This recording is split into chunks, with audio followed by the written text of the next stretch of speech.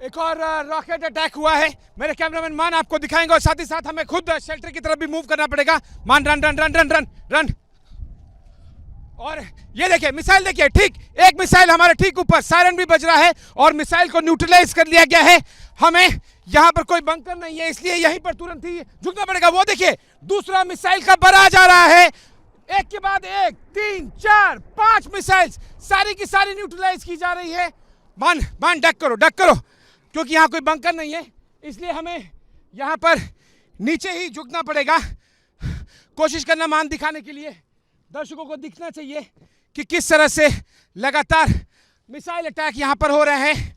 और ये देखिए आप धमाकों की आवाज़ सुनिए, मैसिव मिसाइल अटैक एक बार फिर से।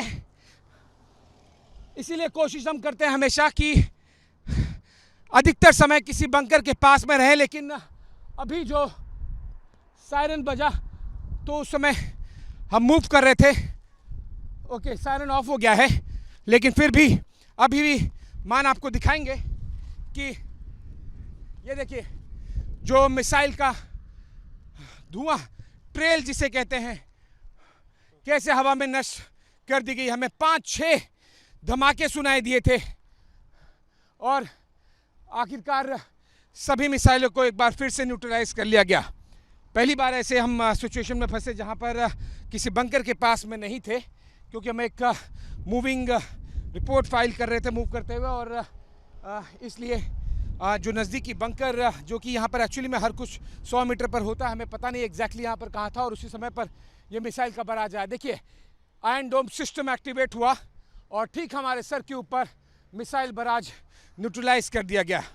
हमास ने कहा था कि शुक्रवार को बड़ी तादाद में अटैक करेगा, और एग्जैक्टली वही हुआ, जब इनफैक्ट लगभग 35-40 मिनट के अंदर ये दूसरा मिसाइल अटैक है।